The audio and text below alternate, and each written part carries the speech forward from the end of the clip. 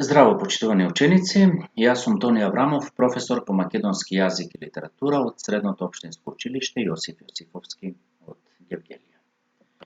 За денес имаме за цел да го анализираме делото Сид од Пиер Корнеј.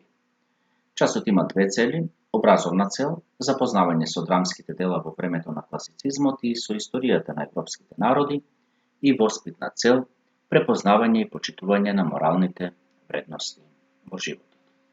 Но, како и секој пат, на почетокот од часот, малку запознавање со биографските податоци на авторот, во овој случај Пиер Корнеј. Тој е француски драматург и основоположник на класичната трагедија во европската литература.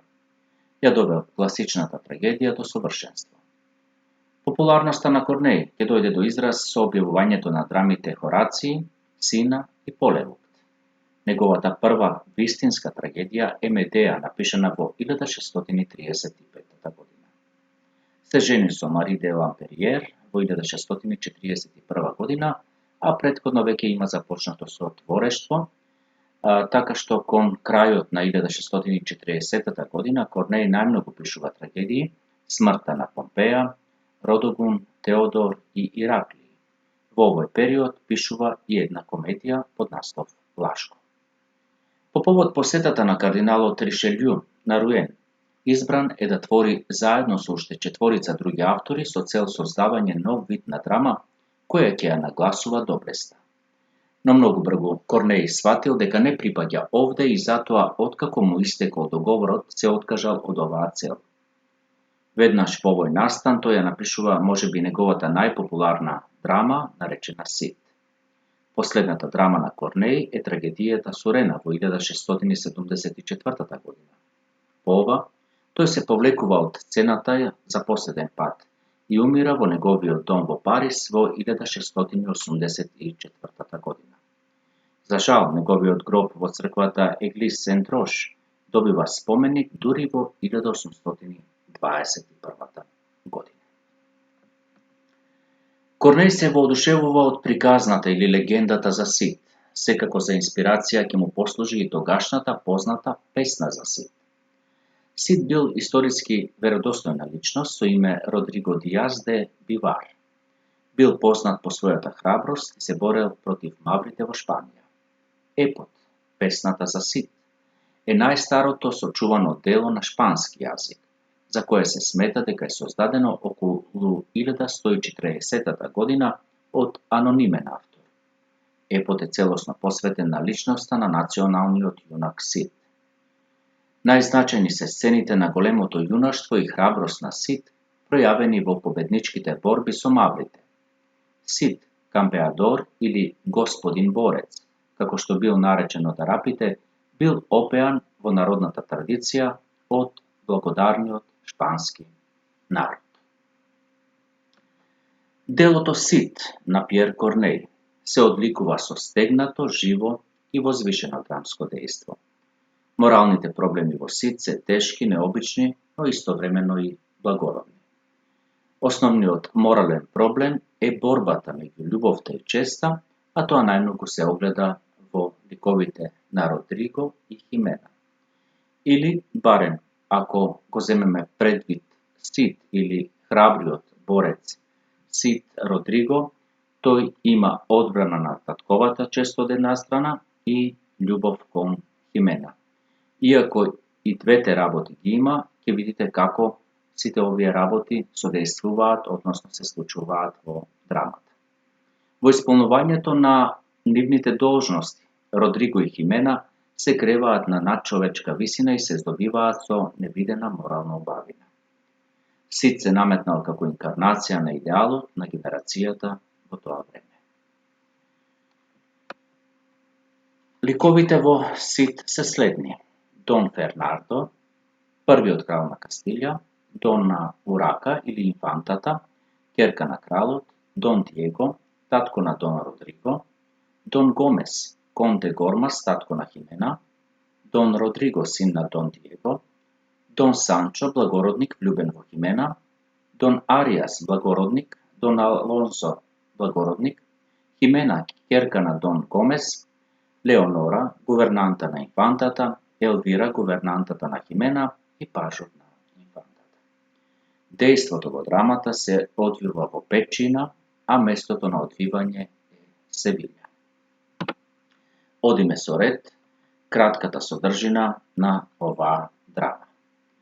Химена ја прашува својата гувернанта Елвира за мислењето на нејзиниот татко во однос на Дон Родриго, во кого таа е влюбена. Елвира и соопштува дека нејзиниот татко е благонаклонет кон Дон Родриго. Химена е пресреќна поради тоа, но пречувствува некаква несреќа.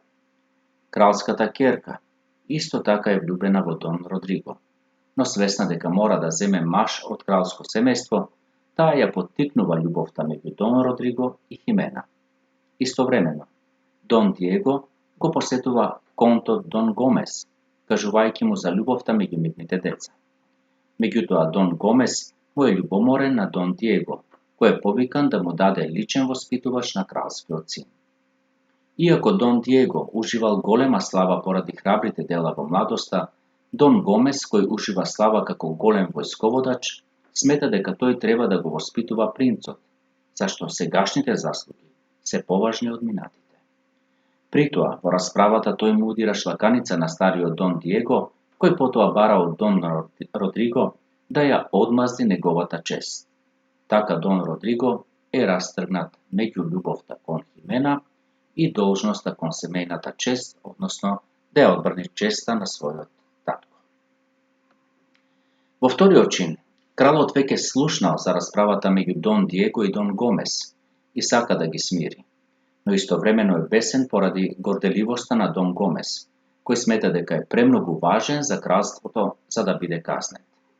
Истовремено, слушајќи за кавгата, повторно се буди надежта на инфантата дека ќе може да го освои Дон Родриго. Кралот заповеда да го доведат Дон Гомес, но тој и Дон Родриго излегуваат на двобој, при што победува Дон Родриго. Во двобојот, Химена доаѓа кај кралот, барајќи казна за убиецот на нејзиниот татко, но во исто време Дон Диего застанува во одбрана на својот син, оправдувајќи ја неговата постапка како оправдана и честна. Во третиот чин, Дон Родриго оди во домот на Химена и ја нуди својата глава како цена за убиството на татко ѝ. Химена е растргната од две чувства. Од една страна, таа ја посакува смртта на Родриго, а од друга страна, не сака да го загуби саканиот. Дон Диего, кој насекаде низ градот го бара својот син, конечно го среќава и му соопштува дека кон градот се приближува војската на маврите, потикнувајќи се да ја искаже храброста на бојното поле. Во четвртиот чин, до Химена пристигнува веста за херојството на Дон Родриго, кој успеал да ја победи маварската војска, при што заробил двајца нивни крала. Целиот град го слави Дон Родриго како спасител на кралството, но таа не сака да попушти пред желбата да ја одмазди смртта на својот татко. Во меѓувреме кралот го прима Дон Родриго и му укажува најголеми почести за стореното дело. Тогаш во дворецот доаѓа Химена која бара правда, а за да ја провери, кралот ти кажува дека Родриго погинал во борбата, со што ја открива нејзината љубов. Сепак таа останува тврдоглава и бара да се организира двобој во кој некој од рицарите би го убил Родриго, а за возврат таа би се омажила за победникот. Кралот го зема во заштита Родриго, но Дон Диего се спротивставува на тоа, барајќи веднаш да се организира двобојот во кој Родриго ќе ја сочува честа или ќе умре. Еден од благородниците, Дон Санчо, кој е влюбен во Химена, прифаќа да се бори со Дон Родриго. Во петтиот чин, Дон Родриго повторно ја посетува Химена, кажувајќи дека доброволно ќе умре во двобојот, само за да ја задоволи нејзината чест. Водена од љубовта кон него, Химена бара од него да се бори честно и да го убие противникот. Во меѓувреме, откако Дон Родриго станал херој на Кастилја, повторно се буди љубовта кон инфантата, кој сонува дека тој ќе стане крал и таа ќе може да се омажи за него. Кај Химена пристигнува Дон Санчо, носејќи го мечот на Родриго.